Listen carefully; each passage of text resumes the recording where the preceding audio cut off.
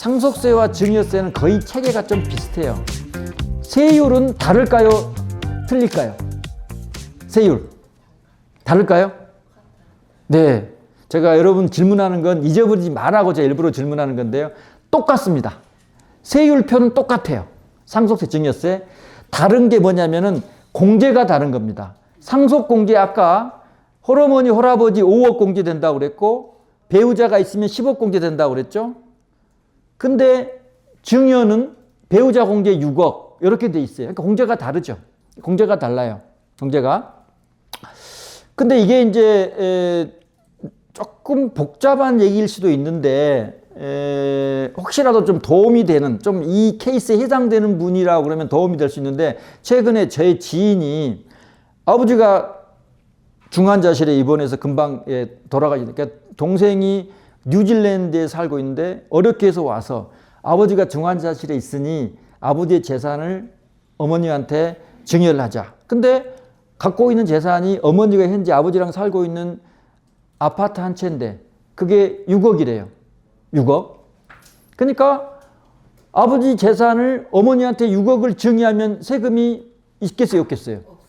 증여세 안 나오죠. 취득세 4%, 4, 6, 24, 2,400만 원 내죠. 증여세 안 나오죠? 그럼 상속세는 나올까요, 안 나올까요?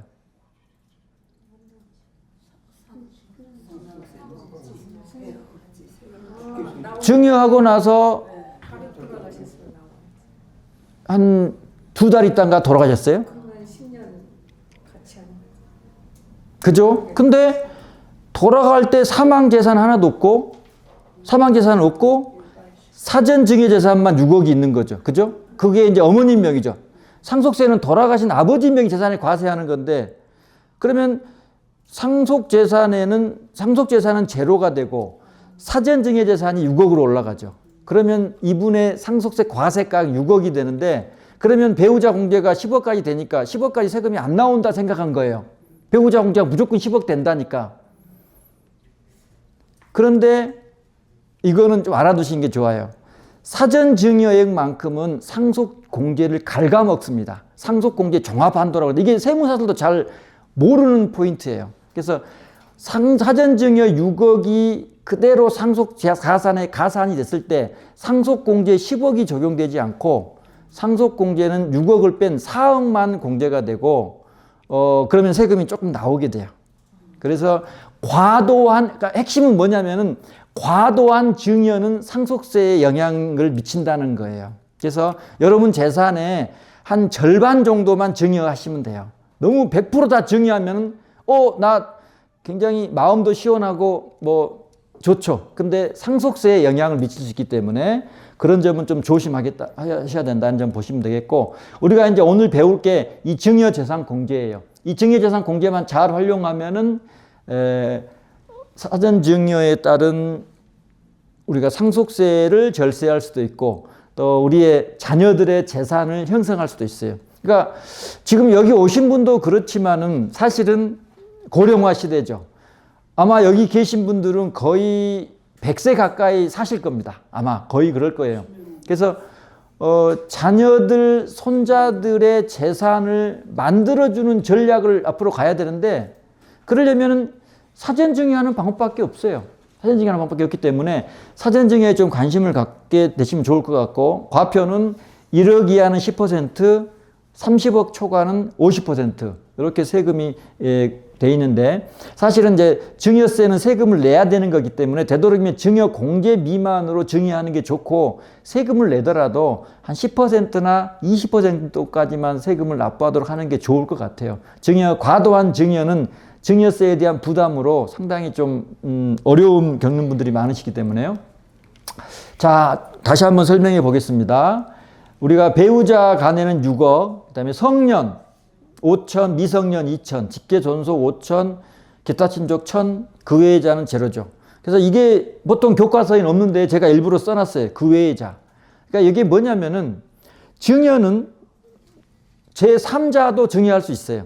보통 가족끼리 증여하는 걸로만 알고 계시는데 제3자도 증여할 수 있는데 그 대신 공제가 안 된다는 거예요. 공제가 안 된다. 이렇게 보시면 되겠어요. 그래서 가족끼리는 공제가 되는데 그 외자는 공제가 안 된다. 그럼 이걸 좀 더 여러분께서 알기 쉽게 또 다시 한번 이렇게 설명해 볼게요. 남편이 부인한테 6억을 증여하죠. 그럼 증여 공제가 6억이기 때문에 과표가 제로가 되는 겁니다. 아버지가 성년 자녀에게 5천만 원을 증여하면 증여 공제가 5천만 원 되니까 과표가 제로가 되죠. 아버지가 미성년 자녀에게 2천만 원 증여하면 증여 공제가 2천만 원 되니까 과표가 제로가 되죠. 만약 미성년 자녀에게 5천만 원 증여하면 증여 공제가 2천만 원 되니까 과표가 3천만 원 되고 거기 10% 300만 원. 그렇게 산출세액이 나오겠죠. 그다음에 이제 위로 자녀가 아버지한테 증여하는 건 5천만 원 공제가 됩니다. 그다음에 기타 친족은 1,000만 원 공제가 됩니다. 그래서 요 공제를 여러분께서 적절히 잘 활용하시면 세금 없이 증여하면서 자녀나 손자들의 자금을 좀 확보해주고 또 결혼 시즌에 있는 경우에는 자녀들의 자금 원천을 좀 만들어줄 수 있을 거로 생각이 됩니다. 다시 한번 계속해서 강조하는데 여기서 포인트를 몇 가지 또 다시 한번 보겠습니다. 남편이 부인에게 6억을 주면 공제됩니다. 근데 부인이 남편한테 6억을 주면 어떻게 될까요? 공제 안 될까요? 공제됩니다.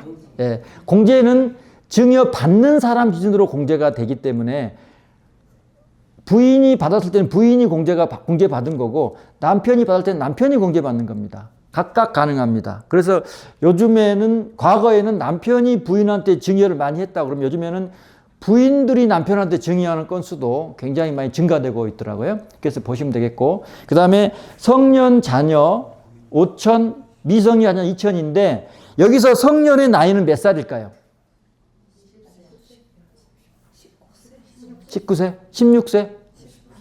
19세. 예.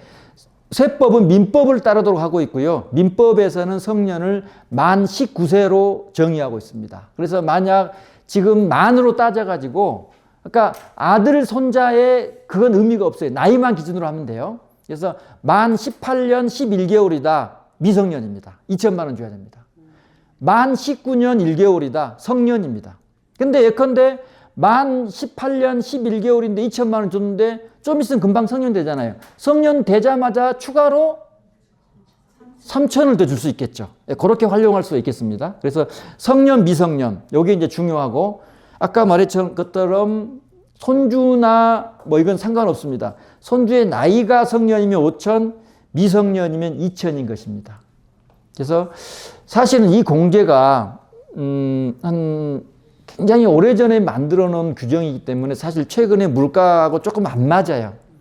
5천만 원 너무 적죠. 2천만 원 굉장히 적은 금액입니다. 근데 세법이 자꾸 개정이 안 되고 있어서 어쩔 수 없이 이 범위를 우리가 맞춰야 되고, 그걸 한번 조금 더 알기 쉽게. 이 공제를요, 이 표는 제가 개발한 건데, 조금만 보면은 잘못 오해하는 케이스가 굉장히 많기 때문에 이걸로 마지막으로 여러분께서 기억해 두시면 좋아요. 예컨대 제일 많이 실수를 많이 하는 사례가, 예컨대 오늘 KC자산운용에서 강의를 듣고 아버지가 나한테 5천만 원 주면 세금이 없다 증여를 했어요. 근데 며칠 있다가 다른 증권사에 세미나를 갔는데 또 공제가 된다고 하니 그 증권사에서 이번에는 엄마가 나한테 증여해주면 공제가 되는 걸로 상품을 가입했어요. 공제가 될까요? 안 됩니다. 그거 주의하시라고 제가 이 표를 만들었습니다. 그래서 직계 존속 그룹에서부터 나는 10년간 5천만 원밖에 공제가 안 된다는 거. 그거 꼭 기억해 두셔야 돼요. 이게 세무서에 제일 많이 추징되는 케이스예요. 그래서 우리가 증여세 신고할 때 항상 이걸 체크합니다. 10년 내에 직계 존속 그룹으로부터 증여받은 사실이 있습니까? 이걸 꼭 얘기를 하고 기억을 해 주셔야 돼요. 그걸 잘못했을 때는 항상 세금이 증여 공제를 과다 공제로 세무서에서 추징을 받고 가산세를 물어야 돼요. 그래서 이거 좀 조심하시고, 그 다음에 배우자는 뭐 그룹이 있을 수 없겠죠. 한 사람이니까 배우자 한 사람. 그 다음에 기타 친족 그룹도 그룹이다. 예컨대 내가 우리 장인 어른한테 내가 1,000만 원 받으면 세금 안 내고 증여받을 수 있겠죠. 근데 우리 이모가 추가로 1,000만 원 또 준다고 하네요. 그때는 공제가 안 된다는 거죠. 그렇게 보시면 되겠고, 직계 비속 그룹에 또 마찬가지로 이렇게 보시면 됩니다. 5,000만 원. 네. 이렇게. 그래서 이제 요 공제에 대한 효과가 있고, 좀 더 깊이 들어가면은 동일인으로부터 받았을 때 10년간 합산된다는 규정도 있는데, 그거 잠깐만 좀 그렇게만 기억해 두시고, 동일인은 10년간 합산된다. 그러니까 예를 들어서 작년에 아버지가 5천을 나한테 줬어요. 근데 올해 주식도 올랐으니 세금 내더라도 너한테 5천만 원 주겠다. 그럼 5천만 원 합산되면 1억이 되죠. 그럼 그때는 5천만 원에 대한 세금을 내고 증여신고 하셔야 된다. 그러니까 동일인은 10년간의 증여한 걸 계속 누적해서 합산해서 신고를 해줘야 되는 겁니다. 동일인은. 근데 여기서 동일인이라는 개념에 부모는 항상 동일인으로 보는 겁니다. 할아버지, 할머니도 동일인으로 보는 겁니다.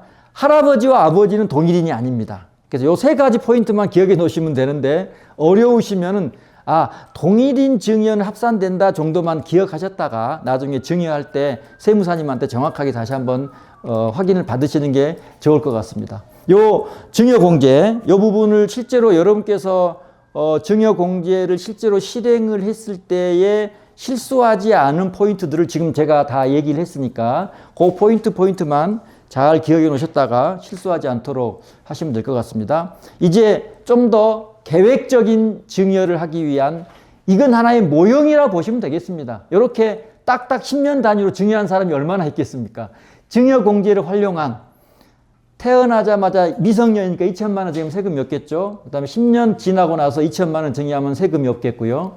또 10년 이후에 증여하는데 그때는 성년이 됐기 때문에 5천만 원, 또 10년, 뭐 이후에도 계속 가능하겠죠. 그래서 세금 없이 이런 10년을 활용해서 여러분께 증여할 수 있어요. 그래서 여러분께서 지금 오늘 생각난 김에 증여를 해두세요. 그러면 앞으로 10년 후에 또 증여할 수가 있어요. 지금 미루면은 그 10년이 계속 늦춰지게 되거든요. 그래서 제가 실무에서 항상 이런 일을 하면서 여러분한테 조금 팁을 드린다면, 증여는 여러분의 실행력이 가장 중요합니다. 누가 증여하라고 하는 사람 아무도 없어요. 그러면 이 증여 공제를 다시 한번 이렇게 10년 단위로 증여를 해서 누적 원금은 1억 4천을 증여해 주면서 세금 하나도 안 내고, 또 이게 시간을 타고 계속 이게 수익이 불어나겠죠. 그래서 이런 것들을 우리가 시간 가치를 누리는 거. 그러니까 내 자산을 늘리는 것도 중요하지만 그 시간에 자녀나 손자들한테 가입해주고 시간이 지나면서 증가되도록 이렇게 하는 게 이 증여의 포인트가 있다. 이렇게 보시고, 최근에 이제 자산의 가치가 증가되면서 애게게 2천, 5천 이거 성이 안 찬다. 그래서 10% 정도 세금 내면서 1억 2천, 2억 2천, 뭐 1억 2천, 1억 5천 이렇게 10%까지 공제가 되도록 그렇게 설계한 케이스가 되는데, 요 10%까지는 한번 좀 고려해 보시면은 좋을 것 같다. 네. 자, 이제 그 좀 특이한 증여 공제를 설명해 드리겠습니다. 혼인 출산 증여 공제인데요. 혼인 공제와 출산 공제의 차이점은, 혼인 공제는 혼인하기 전 2년 이내에도 되고요. 혼인 후 2년 이내도 됩니다. 그러니까 총 4년간은 돼요. 근데 출산 전에는 안 해주고 출산 이후에만 된다. 이게 2024년 1월 1일 증여원부터 됐기 때문에 보시면 되는데, 요걸 한 표로 정리를 해드리겠습니다. 근데 우리가 일반적인 증여재산공제는 10년 한도의 금액을 적용하지만, 혼인 출산 증여재산공제는 수증자 기준으로 평생 적용하고 받을 수 있는 한도가 1억입니다. 보시면 혼인공제 1억이고 출산공제 1억인데 두 개 합하면 2억이 돼야 되잖아요. 근데 종합한도는 또 1억으로 묶어놨어요. 요걸 주의하셔야 돼요. 그래서 그걸 5가지 케이스로 설명해 드리면은, 혼인공제는 안 받았어요. 근데 첫째가 태어날 때 7천만 원 증여해주고, 둘째가 태어나 3천만 원 증여하면 1억 미만이니까 공제가 가능하다는 거죠. 그 다음에 결혼을 초혼했을 때 7천만 원 증여해두고 재혼해도 3천만 원 공제해주면 출산공제는 안 되는 겁니다. 그 다음에 세 번째로는 혼인공제 7천, 출산공제 3천 이렇게. 그 다음에 제일 많이 하는 케이스가 혼인공제 1억, 이게 제일 많이 하더라고요. 그 다음에 이제 혼인공제 때는 못해준 분들이 출산공제 1억 이렇게 되는 겁니다. 그래서 양가가 결혼하게 되면 아들 쪽에서 1억 세금 없이 증여받을 수 있겠고요. 딸 쪽에서 1억 세금 없이 증여받을 수 있겠죠. 그러니까 1억 각각 2억씩을 증여받을 수 있겠고, 우리가 아까 봤던 일반 공제, 일반 증여공제 5천. 그러니까 일반 공제 5천과 결혼 공제 1억 5천씩을 받을 수가 있겠죠. 그러면 와이프 쪽도 그렇게 하면은 3억을 결혼하면서 집을 사는데 3억을 활용해 볼 수 있겠다. 이렇게 보시면 되겠고, 요 공제를 활용하는데 아까 여기서 이제 하나 포인트가 뭐냐면은 결혼하기 전에도 2년 이내에는 공제한다는 거죠. 그죠? 그러니까 보통 우리 실무에서요, 이제 결혼이라는 게 날짜가 정해지잖아요. 그 2년 안에만 결혼하면 돼요. 그러니까 지금 여러분께서 믿음으로 증여를 하세요. 너 2년 안에 결혼해라. 그러면은 공제가 가능합니다. 그래서 이 세법이 재밌는 게 결혼할 걸 염두에 두고 공제를 해주는 거기 때문에요. 결혼을 2년 내에 안 했으면 그 세금을 다시 국가에 내도록 하는 제도까지 법령에 들어 있습니다. 그래서 미리 공제받는 개념이기 때문에 그것도 가능하다. 세무사님 결혼하는지 뭐 청첩장 이런 게 있어요? 없어도 됩니다. 없어도 됩니다. 그래서 2년 안에만 결혼하는 걸 국세청에서 체크를 하게 돼 있어요. 우리가 이제 신고를 하면은 이분이 2년 내에 결혼했는지 국세청이 체크를 해서 2년 안에 결혼 안 하면 추징할 거고, 2년 안에 결혼했으면 이제 끝나는 거죠. 그렇게 사전 증여는 그런 효과가 있다. 그래서 거의 저희가 업무를 해보면요, 한 80%는 혼인 전에 공제를 많이 받더라고요. 혼인 전에. 그래서 출산 혼인 공제는 해당되시는 분만 해당되기 때문에 요런 게 있다 정도로 보시면은 좀 더 좋을 것 같아요. 그러면 우리가 이 증여세 신고를 해야 되냐 말아야 되냐, 이 포인트인데요. 국세청에 신고된 걸 보면은 2022년, 23년, 24년도 국세 통계연보를 보면은 과세가 있고 과세 미달이 있죠. 과세 미달은 세금 안 내는 거예요. 근데 54만 2천 명이 증여세 신고하는데 과세 건수는 17만 8천 원인데 과세 미달 건수 36만 4천 원이. 과세 미달. 그러니까 세금 안 내고 증여하는 사람들. 결론은 증여재산 공제에까지 증여하는 사람들이 세금 내는 사람보다 건수는 많아요. 건수는. 그래서 농담으로 세무공무원들이 세금도 안 내면서 왜 이렇게 증여를 많이 하냐고 하는데, 우리 이런 자산관리 이런 세미나 이런 걸 통해서 증여공제에 미달되는 그런 증여세 신고들이 상당히 많아진다. 그래서 여러분께서 증여세 신고에 대한 포인트를 좀 잡았으면 좋겠는데, 이게 국세청에서 나온 자료예요. 공제를 적용해 보니 세금을 내지 않아도 되는데 신고를 꼭 해야 되나? 예를 들어서 5천만 원 증여하면 5천만 원 공제가 되니까 세금은 안 나오는데 신고를 해야 되냐 말아야 되냐? 신고 안 하면 가산세가 나오냐 안 나오냐? 그거죠. 일단은 정답만 말씀드리면 5천만 원까지 지금 요 포인트로 5천만 원까지 증여하면요 세금이 안 나오기 때문에 가산세는 없습니다. 아까 손주한테 증여할 때도 공제 미만의 세금이 안 나오는 거는 30% 할증이 안 된다고 그랬죠. 그러니까 세금이 나와야지 30% 할증도 되고 가산세도 내는 거죠. 세금이 안 나오면 가산세도 없어요. 그런데 보시면은 증여세 납부세액이 없어도 증여세 신고를 하는 것이 유리합니다. 물론 증여받은 재산의 가액보다 재산공제액이 커서 납부할 세금이 없으면 증여세 신고를 하지 않더라도 불이익은 없습니다. 하지만 증여세 신고를 한 금액은 나중에 재산을 취득하거나 채무를 갚는 사실 객관적으로 입증해야 할 때 자금의 원천으로 인정되므로 내야 할 때 증여세가 없어도 증여세 신고를 하시는 것이 좋다는 것입니다. 그래서 아까 통계연보에 보는 것처럼 그냥 증여세 신고를 내가 의지적으로 하는 거다, 이렇게 보시면 되겠어요. 그러니까 지금 많은 분들이 관행적으로 우리 아이들, 우리 손자들 이름으로 뭐 어떤 펀드나 뭐 ETF나 뭐 상품들이 가입해 놨는데 증여신고 안 하고 있다가 이거 내가 나중에 뭐 집 살 때 그냥 내가 다시 가져오지, 이런 생각으로 그냥 임시적으로 자녀 이름으로만 예치해 놓은 케이스가 더 많은 것 같아요. 그래서 그런 부분들은 여러분께서 제가 이제 항상 실무에서 얘기하는 거는 자녀한테 재산으로 만들어줄 것은 이것처럼 증여신고를 해두시고 나중에 자녀 이름을 해놓은 걸 자녀의 학자금으로 쓰거나 비과세되니까 학자금으로 쓰거나 다시 내가 가져올 요량이라면 굳이 증여신고를 안 하도 되겠다 이런 생각을 갖고 있어요. 그래서 계좌를 두 가지로 좀 개념적으로 좀 구분하셔서 관리하는 게 좀 더 효율적이다 이런 생각이 들겠고요. 그런 측면에서 증여신고에 대한 신고에 대한 얘기는 또 이렇게도 설명해 볼 수 있을 것 같아요. 증여를 하였으면 증거를 남기자. 그래서 국세청에서 발간한 책자에서도 그걸 얘기하고 있는데 그걸 좀 크게 써서 다시 한번 말씀드리면은 신고를 해놓지 않으면 사실상 증여공제의 범위 내에서 증여가 있었다고 하더라도 그 사실을 객관적으로 입증하기 어려우므로 증여 사실을 인정받지 못할 수도 있다. 이렇게 얘기하고 있습니다. 그래서 우리가 그걸 좀 더 자세히 한번 설명해 볼게요. 자녀에게 2천만 원을 입금해 준 후에 그것이 시간이 지나서 운용수익이 되어서 5천만 원이 되었다고 할 때 증여세는 어떻게 될 건가? 그래서 이건 우리가 상당히 많이 나오는 얘기인데 미성년 자녀에게 2천만 원을 주고 세무서에 신고를 해줬다 그러면은 이게 증여가액이 돼서 신고된 거죠.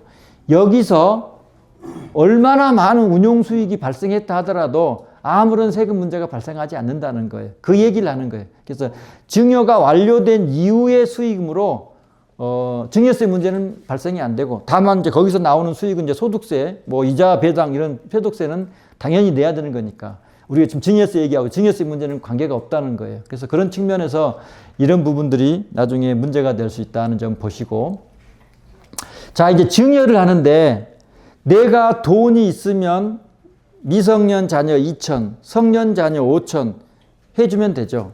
근데 이게 여러 가지 이유로 2천만 원, 5천만 원 못 주는 경우에는 적립식으로 증여를 해줄 수 있다는 거예요. 그래서 지금 우리 KCI 자산운용에서도 그 상품을 적립식 유기정기 평가 증여신고를 해드리고 있는데 예컨대 월 20만 원씩 그럼 1년이면 240만 원이죠.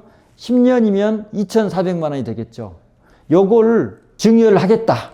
그러면은 매달 아버지 통장에서 아들 통장으로 20만 원씩 이체가 되죠. 이체가. 그러면은 그걸 우리가 세법상 유기정기 평가로 3% 할인해 가지고 원금은 2,400만 원이지만 세무서에 신고할 때는 2,047만 원으로 증여가액을 신고를 하게 되는 겁니다. 그래서 우리가 이 유기정기금 적립식 상품으로 증여를 할 수 있다. 이렇게 보시면 되겠고 이게 이제 장점이 뭐냐.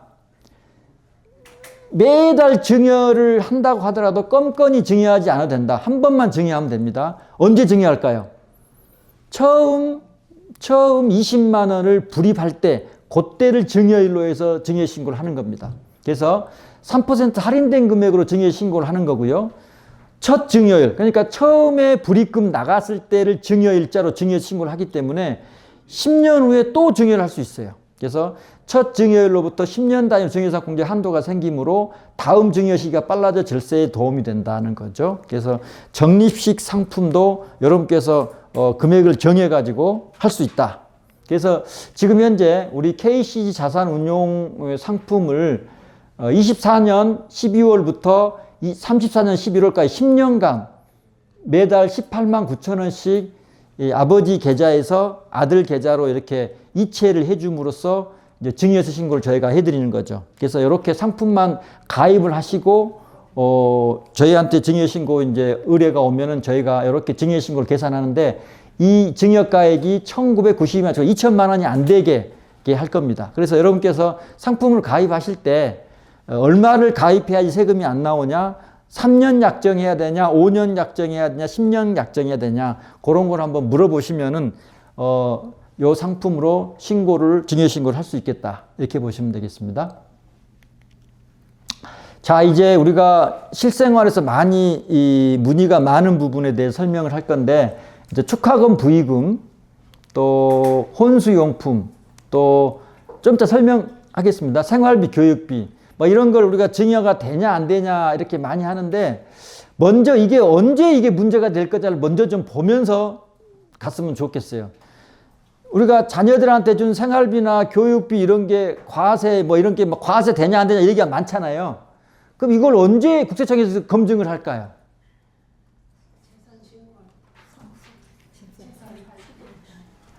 예, 우리가 언제 검증하는지를 알아야지 이걸 어떻게 대비할 건지를 보는데, 우리가 그걸 한번 좀 뒤에서부터 다시 한번 설명을 좀 해보려고 그래요.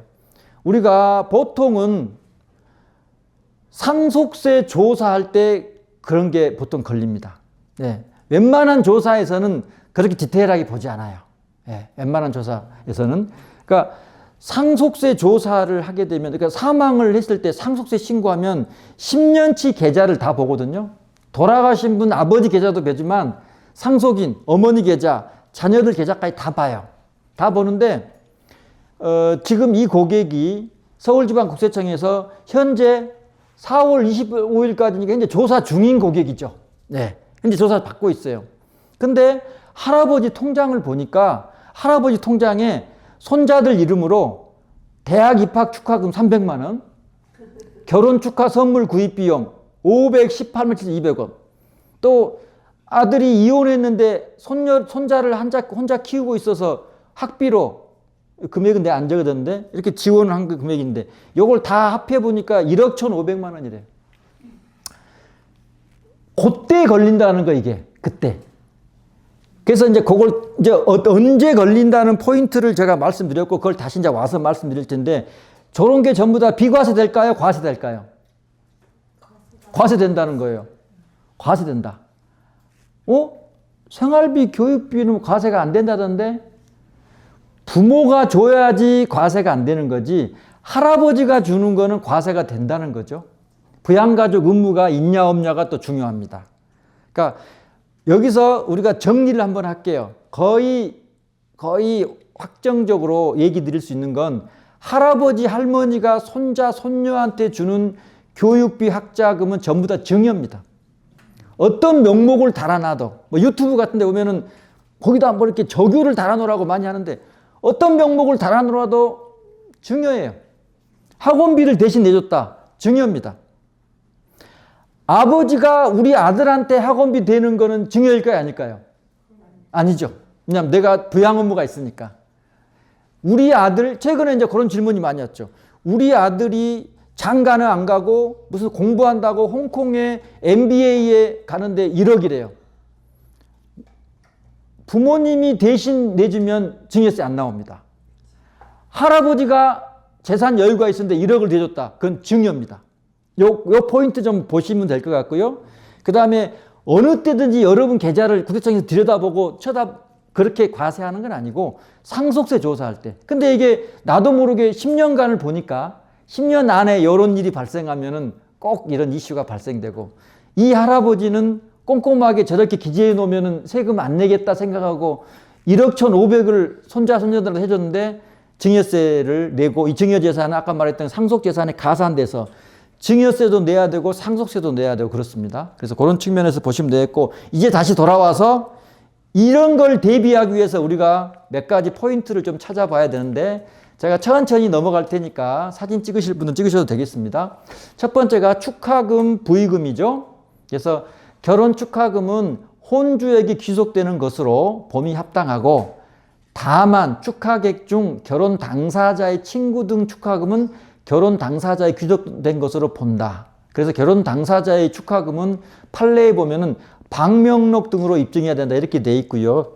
그래서 우리가 실무적으로는 이 결혼 축하금은 부모님 돈이다, 혼주인 부모님 돈이다, 이 포인트를 보시면 되겠고, 그 돈으로 결혼하는 당사자, 신랑 신부의 부동산 취득자금으로 사용할 수는 없다. 그렇게 보시면 되겠어요. 요 부분 포인트 잡아주시면 되겠고, 그 다음에 혼수용품은 호화, 사치, 주택, 차량은 안 되고 일반적으로 인정되는 가사용품은 가능하다. 그 다음에 세 번째로 사회통념상 생활비, 교육비 이렇게 돼 있어요. 그래서 사회통념상이라는 개념이 세법에서 사회통념상이 뭐냐에 대한 정의가 없어요. 얼마를 줘야지 인정되냐에 대한 증빙도 없어요. 그래서 사회통념상 인정되는 금액이라는 표현에 여러분께서 주신데 여기서 오히려 좀 더 여러분께서 두 가지 포인트를 보시면 되는데요. 이 두 가지 포인트를 꼭 기억해 두세요. 직접 그러한 비용에 충당하는 거는요. 비과세 된다는 거예요. 아까 제가 말씀드렸죠. MBA에 1억으로 들어갔다. 직접 1억으로 들어갔으면요. 전부 다 비과세 돼요.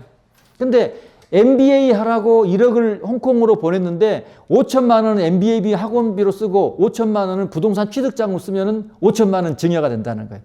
다시 해볼게요. 생활비 또는 교육 명목으로 줬다고 하더라도 그걸 아껴가지고 정기예금, 적금에 사용하거나 주식, 토지, 주택 매입장으로 사용한 거는 증여가 과세된다는 거예요.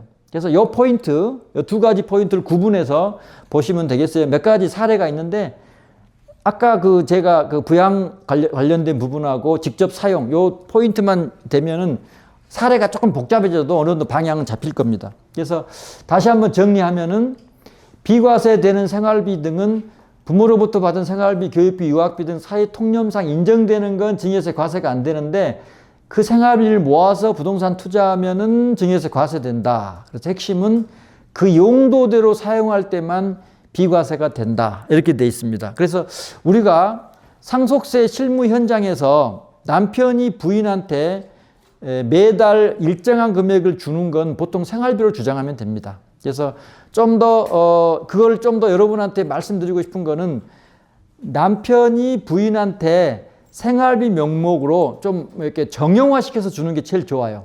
매월 첫째 날 300만 원, 아니면 매월 첫째 날 500만 원, 이렇게 계좌이체를 주게 되면 나중에 그러다가 돌아가시게 되면 이건 생활비로 인정해 주세요. 그러면 실무적으로 많이 인정해 줍니다. 근데 약간의 좀 문제가 될 수 있는 거는 지금까지는 많이 인정해 주고 있는데 향후에는 어떻게 될지 모르겠지만 500만 원 갖고 실제로 생활비를 썼냐를 입증하라고 할 수도 있을 것 같기도 해요. 근데 현재까지는 그걸 묻지는 않고 생활비 정도는 인정해 주는 것 같아요. 근데 이게 이제 실무에서 보면은 남편이 부인한테 매달 고정적으로 주는 집은 드물고요. 몇 개월에 한 번씩 띄엄띄엄 주거나 이게 불규칙해요. 그러니까 이게 매달 생활비를 어떤 걸로 정의해야 될지, 어떨 때는 100만 원 주고, 어떨 때는 300만 원, 어떨 때는 1000만 원 이렇게 주니까 1000만 원 주는 게 그건 증여로 볼 가능성도 있어요. 금액이 클 경우에는. 그래서 이게 상당히 들쑥날쑥했을 때는 증여 이슈가 있다. 생활비로 인정받기 위해서는 조금 고정적으로 생활비성으로 이렇게 지출하는 게 좋겠다. 그런 측면에서 이런 생활비를 관리하시면 좋겠습니다. 아까 말했죠. 상속세 조사. 네. 최근에 자녀들 주식들 많이 하고 있기 때문에 이 취득 자금이나 자녀 이 자금들을 증여세 신고를 해 두시는 게 지금 5천만 원 가지고 나중에 이게 2, 3억 되면은 증여 신고 안 해놓으면 나중에 이게 참 문제가 될 수가 있어요. 그런 측면에서 보시면 되겠고, 지금부터는 개별 좀 질문을 받고 마무리하도록 하겠습니다. 오늘 강의한 내용이나 아니면 평상시 오늘 좀 질문 궁금한 거 있으면 질문해 주시면 답변해 드리겠습니다. 네. 장시간 강의 들어주셔서 고맙습니다. 감사합니다.